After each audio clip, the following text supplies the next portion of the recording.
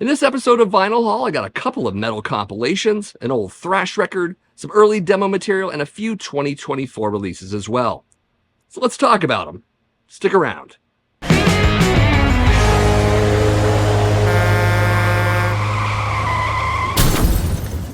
First up is a compilation of 7-inch single appearances from underground metal and hard rock bands from the late 1970s and early 1980s. This is Real Steel, released in 2022 by Rhodes Scholar Records. That's Rhodes as in R-H-O-A-D-S. Yes, Randy Rhodes. Brilliant. Anyways, right away, the band names on this one. I mean, Buster Cherry. You know, a bunch of 14-year-olds are smoking up in the basement and laughing themselves stupid over coming up with that name. Also, World War III, because we all knew that nuclear holocaust was right around the corner in the 1980s. Also, Loose Lips, and clearly they're not talking about the ones on your face, to quote from the Book of Dubrow. Yeah, amazing stuff, just on the back of the jacket alone. However, the music is also there. Sound quality does vary because, as mentioned, these tracks were pulled from various sources. I mean, the guitar on Hellraiser from Sabotage is seriously drowned out by the bass.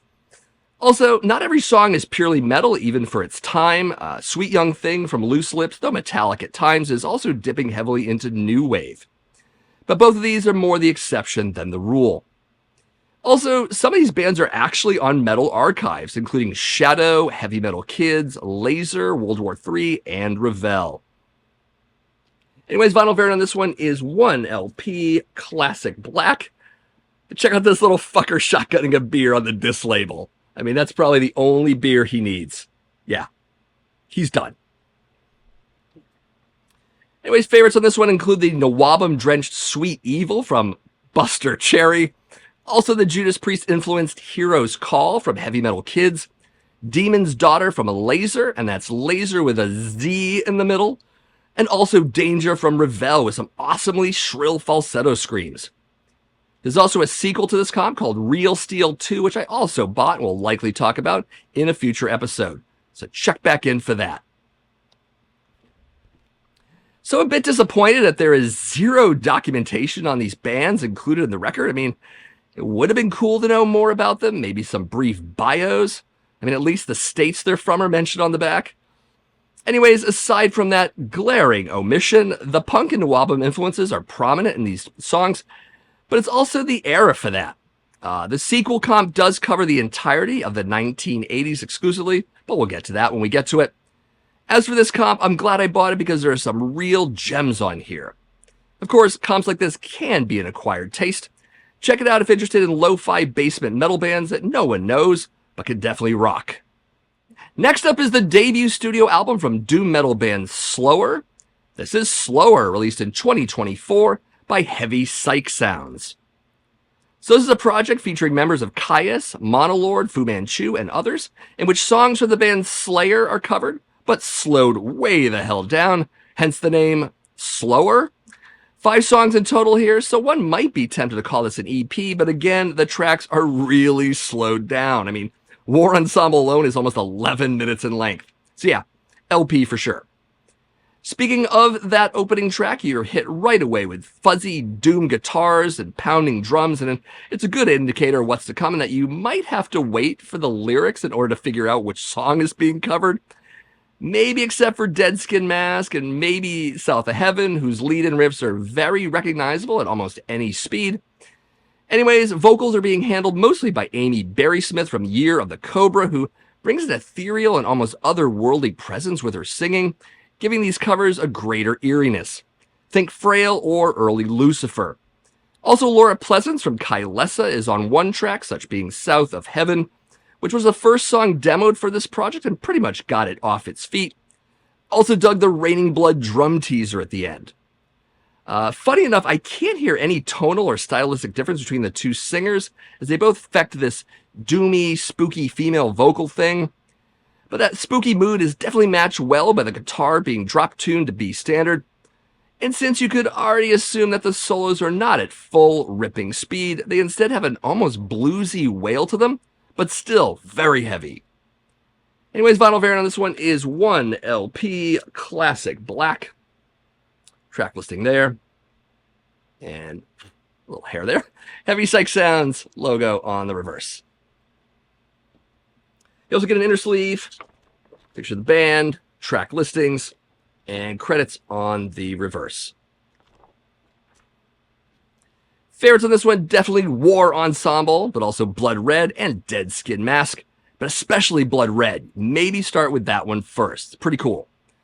Anyways, audio tracks are available for War Ensemble, South of Heaven, and Blood Red. You can find those at the Heavy Psych Sounds Records YouTube channel. Thank you also to my pal Dave Ingram for gifting me this copy of the album. I could hear right away how this type of album is well within his wheelhouse, and appreciate that he took a chance by sending it off to me to see if I'd dig it. So again, thank you, Dave. So while I'm not sure how receptive your average Slayer fan would be to this collection of decelerated covers, this might appeal to fans of doom or stoner metal, maybe even occult rock or goth as well. Overall, I dug it and wouldn't mind seeing where this project goes in the future. Maybe even tackle some Rain and Blood material. That'd be cool, and maybe a little challenging. Next is a compilation of demo tracks from Swedish death metal band Nihilist. This is Carnal Leftovers, released in 2020 by 3-Man Recordings. So this is obviously the band that later changed its name to Entombed. Yes, that Entombed. The 6 demos of this one are from 1988 and 1989, and there have been several versions of this release, including a set of 5 7-inch records by Century Media, as well as a 12-inch and a 7-inch final release by Southern Lord. The CD version that 3-Man Recordings originally released came out in 2005, so this is more of a reissue than anything else. Also, about half of these tracks later made it in studio versions to the debut Entombed album Left Hand Path. So, some familiar tracks here if you're definitely a fan of early Entombed. Recordings here are the Premature Autopsy demo from 1988, the Only Shreds Remain demo from 1988, the Drowned demo from 1989, the Head Not Found session from 1989, the Drowned Sessions from 1989, and the But Life Goes On demo from 1989, the last of which when Nihilist changed their name to Entombed. Sound quality in these gets better as they go, but all are quite listenable. You also get to hear Johnny Headland in this band before he later went to form Unleashed, so definitely a bonus. Anyways, in the earliest demo, there's a clear Venom and early Bathory influence. Not surprising that those were the metal bands to look to if you were wanting to play something a bit more extreme. Not getting the Buzzsaw HM2 thing at this point, I'd say that sonically it's more on par with the first Onslaught record, but maybe with a bit of punk flavor in there as well. Once we get to the Only Shreds Remain demo, you can hear their eventual Entombed sound coming in with vocals more guttural, guitars more distorted, and some blasty moments as well. The following demos proceed accordingly, refining the band's sound to what we would come to expect from Entombed. In fact, it was really smart to include the 3-track Entombed demo at the end, at the very least to give some perspective on how far they went in such a small amount of time. Anyways, vinyl variant on this one is 1 LP white. There you are. There. We get an inner sleeve with some very detailed liner notes. I would highly suggest reading those, as well as some lyrics and a great collage of the band. As for favorites of this one, they include Supposed to Rot from the Premature Autopsy demo, Face of Evil from the Only Shreds Remain demo, and The Truth Beyond from the But Life Goes On demo. So it's crazy to think that these guys were all teenagers when they did these demos. Be that as it may, getting to hear the early evolution of this now classic Swede death band is a real treat. Of course, I always love these demo collections all on one record, and 3-Man Recordings does us all a great service by compiling them here. Definitely worth picking up, especially if you're a fan of early Entombed. Like me. Next is the debut studio album from American thrash metal band Eviction. This is The World Is Ours, Away. Originally released in 1990, but reissued in 2019 by Heaven and Hell Records. So before I discuss the Eviction album, I briefly wanted to mention Heaven and Hell Records because in addition to new releases, they are very much into reissuing albums and demos from metal bands that fell through the cracks during the 1980s and 1990s. So if you're looking for more obscure gems in the genre, you should definitely head over to their website and check out their catalog. Anyways, Eviction is definitely thrash, often in a crossover pocket, which brings in the aggression with barking vocals, crunching riffs, and the occasional breakdown. Definitely some punk sensibilities in the playing here, and sometimes in the singing, but also the lyrics. Best thing about those lyrics, I would say, is that while they're steeped in social commentary, they're non-specific enough to avoid being preachy. Thumbs up right there.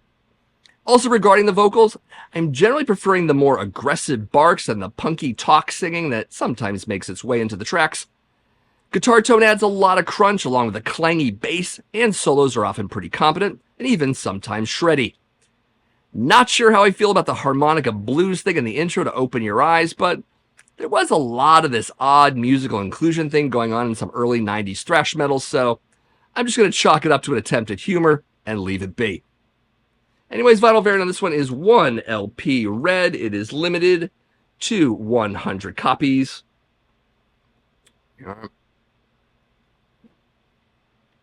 comes with an insert, full lyrics on one side, and the requisite band collage on the reverse. Also got a little poster in here too. Pittsburgh metalcore. The term meant something very different back then, as we all know. There you go. Pretty cool. As for favorites, definitely Marching Off to War, also Living in Emptiness, and You Decide, which points to the record having a noticeable strength in its midsection. However, the final track, American Way, has a nice speed and punch to it that I dug a bit, so maybe toss that one in as well. Also, American Way, not a Sacred Right cover song, even though the albums are 3 months apart in release. So if looking for some classic crossover in the spirit of the Crumbsuckers or DRI, but maybe also mixed with elements of more metallic outfits like MOD and Ludachrist, and if we're mentioning the infrequent goofy humor side of Eviction, then those last two bands might have a little more relevance. Overall, a competent album for the era, but without going the more melodic route that many of their scene mates took. If you overlooked them in the classic era, you might want to check them out now. Fun stuff. Next is an 8-song compilation of 4 death metal bands entitled Peace Till Death, released in 2023 by Peaceville Records. So we got a comp of bands on the Peaceville roster, ones with whom many of you will be familiar. We've got Autopsy with 2 alternate versions of tracks from their Ashes, Organs, Blood, and Crypts album, exclusive to this comp, such being Toxic Deathfuck and Marrow Fiend. Next is Cancer with an exclusive track called Enter the Gates, as well as a re-recording of Into the Acid, whose original version was on their first album, To the Gory End. Great album. Next is Mortis Skull with a demo version of Perfect Prey, whose studio version is on their latest album, Creation Undone, as well as a re-recorded version of Dying Remains, which is the title track to their debut album from 1993. And wrapping up the comp is Static Abyss with 2 exclusive alternate versions of tracks from their second album, Aborted from Reality, which are Unrepentant Mutant Serpent and Horizon of Cremains. Anyways, vinyl variant on this one is 1 LP, classic black. Track listings on one side. Cool graphic on the reverse. Also an insert with many, many titles from the Peaceville Records roster of bands there. And much of the same on the reverse, including the 4 bands that are on this comp. Very cool. Big fan of Peaceville. I first started buying albums from them since the early Paradise Lost days, back in the early 90s, and been buying from them ever since. Anyways, favorites include Toxic Deathfuck from Autopsy, Into the Acid from Cancer, of course, and Horizon of Cremains from Static Abyss. So it's tough to talk about an album mostly full of re-recorded songs since they already have or will be discussed in their respective album reviews here. The new Cancer track is really solid and it makes me curious about a new album from them, something I haven't really said about Cancer since the classic era of the first 2 albums. Also hearing the Autopsy tracks, I might give this band another spin. I mean, I know they're classic death metal, but I was never as fond of them as other people were.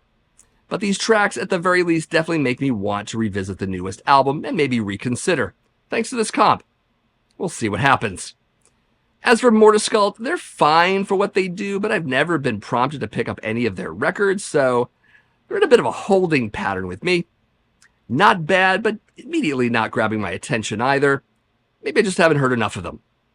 As for Static Abyss, I know this is Chris and Greg from Autopsy, though there are clear differences musically between the two bands, even if both are considered death metal. Hadn't heard Static Abyss before this, so once again, a compilation album introduces me to a band and thus does its job. Anyways, another solid purchase. Also, thank you to Metal Marty Mac for talking about this record on his channel earlier this year, which is how I found out about it. Check out his videos, after you watch mine, of course. Lots of metal to discover over there. Next is the third studio album from German heavy metal band Attic. This is Return of the Witchfinder, released in 2024 by Van Records. So the album opens with a creepy violin and cello combo underneath a whispered spoken passage to invoke the devil himself, leading into ear-piercing vocals and galloping neoclassical riffing, somewhere between Iron Maiden and Merciful Fate, influences that continue throughout the record. Speaking of the latter band, comparisons to both of King Diamond's bands are pretty fair, given the vocal style and some of the song structures. I mean, the title track could have easily fit on Fatal Portrait. Of course, the expression of that influence seems rather intentional, perhaps as a sort of tribute. I mean, check out the singer's stage makeup for more of that. However, not an entirely copycat band, as there is ample deviation with some classic German heavy metal riffing. Think early Running Wild or early Halloween. They also bring in touches of black metal, which often come in as single-note rapid picking and blasty blackened beats. Say that 3 times real fast. Lots of variety in the vocal delivery, much of which King Diamond-y, to be honest. But overall, you get high shrieks, low growls, creepy whispers, clean singing, some power metal belting, and more. Solos are often fast and ripping, but with a lot of feeling as well. And those Maiden-esque harmonic leads really do add to the mood of the songs. Plenty of other variety here as well, in both tempo changes from track to track, as well as instrumentation. The mid-song acoustic passage in The Thief's Candle, the acoustic intro to Offerings to Balberith, and the brief organ piece Up in the Castle are excellent examples of its good use. Songs tend to average out to 5 to 6 minutes each, but at no point do they get stale, given that variety that I just mentioned. Anyways, vinyl variant on this one is 1 LP, red, black, marbled. Same on the reverse. Taking the spot varnish title on the front as well as the back of the jacket. But some very cool inclusions here as well. We've got this very high quality booklet. I mean, it feels almost like an art booklet of art from them. Oh, that was a download card. Very cool. Kind of dark, but I'm sure you can make out some of that. Not going to go through everything. The lyrics are in here, by the way, if curious. Very cool midsection artwork there. I'm digging it. And, yeah, goes on and on.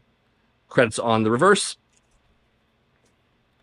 And we also get a poster, double-sided. Both landscape and portrait mode, if one strikes your fancy over the other. There is the portrait or landscape mode. Do I know the difference? Yeah, I'm pretty sure I do. And then on the reverse, you get the other one. There you go.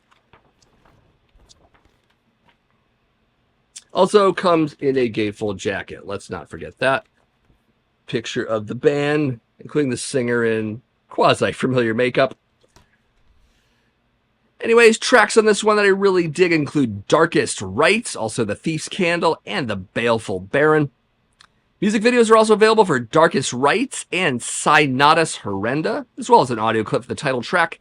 You can find all of that at the Van Records YouTube channel. So it might go without saying that if you're a big fan of Merciful Fate and King Diamond, but maybe also more modern acts like Portrait and Midnight Priest, then Attic is certainly going to appeal to you. They're a bit more aggressive than King's bands, and they do infrequently bring in some blackened elements, so maybe factor that into your decision-making as well. Overall, some excellent retro occult heavy metal with some modern flavor added.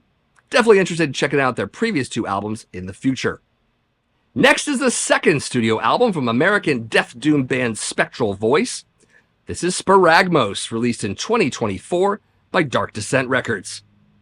So in case you were wondering about the album title, Sparagmos, though sounding like a delicious Greek delicacy, was actually the ritualistic dismemberment of a living person or animal in Dionysian times. So, not yummy Greek food. Anyways, the band is made up of 3/4 of blood incantation, except for their drummer. Drumming and vocals are handled by Eli Wendler, with whom I'm not very familiar. 4 songs total on this 45-minute album, which means the tracks are long, averaging at about 12 minutes apiece.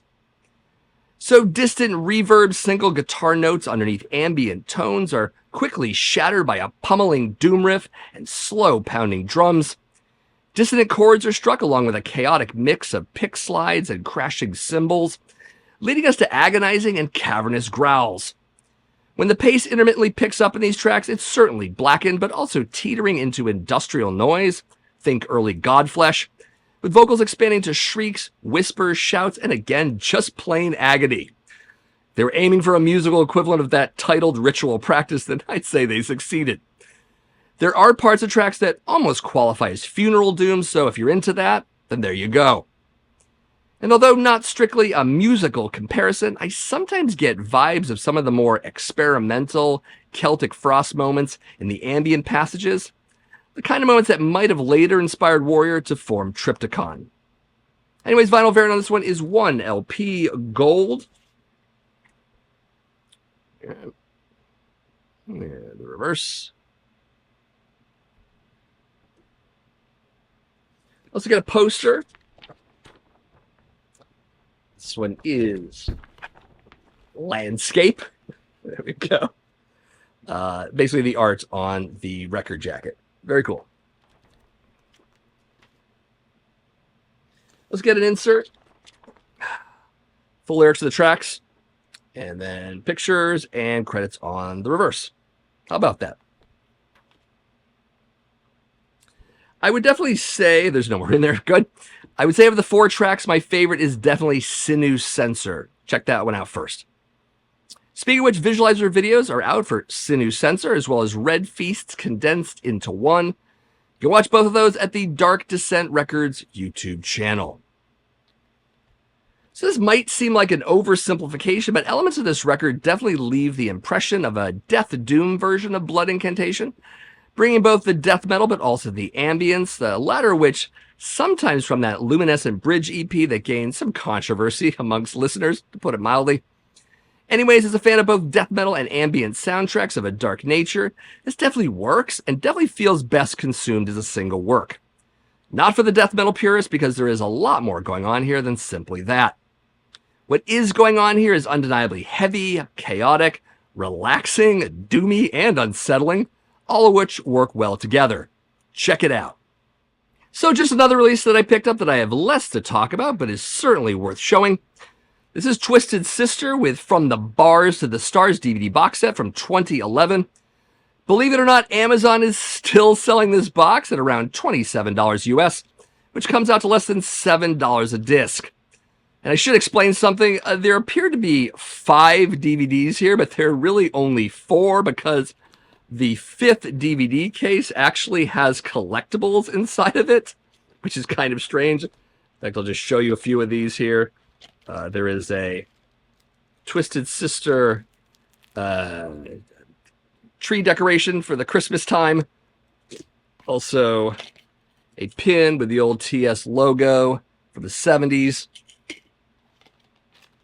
It's like an all-access pass to the New York Steel show, as well as the bands that were on the roster at the time. You might recognize a few of these. There's also a reproduction of the very first fan club letter for the SMF fan club. It's right here. If you really want to pause the video and read the entire thing, you can. There's not really much to it. But it's here, in case you want it. How nice they folded it up like this. I should also mention, to be further confusing, there are actually 5 shows in this set, but just 4 discs. I mean, I guess those collectibles were really important. Anyways, I should mention, we've got Live in Reading, 1982. We've got 2 shows on this one. We've got North Stage Theater, 1982, as well as New York Steel, 2001. We've got Live at Wacken, 2003. And we've got Twisted Christmas Live in Las Vegas from 2009. Now, of course, for me, I bought this set for the 2 early 80s shows, and I think paying $27 for that was fine with me. But having the other 3 shows is a bit of a bonus. Well, 2 of the 3 shows I probably could have lived without the Christmas concert. Anyways, I've been buying up classic metal shows on DVD as of late, knowing that the format is already dying off, so it's a get it while I can kind of a thing. Until years from now, if and when it makes a comeback and everyone's charging $100 for these things. You know, like vinyl. So yeah, Twisted Sister, From the Bars to the Stars, 3 decades later. So not as many new titles as usual, but I'll get to more of those next month. Definitely digging the compilations I bought, but that's often the case with comps and me. I love those goddamn things. Anyways, what did you get? Let me know what you got, what you might get, or even whatever is good on streaming. Let me know that and anything else along those lines in the comments below. Of course, if this is your first time to my channel, my name is Matt. This is the Accusation Network, where each and every week I do videos on classic and modern metal, but vinyl collecting as well, specifically in the metal genre. If you like the sound of that, definitely give this video a like, but also subscribe to my channel if you haven't already done so. And as always, I appreciate it if you share these videos out with some of your friends on social media. And as always, thank you for watching, and I'll see you in the next video.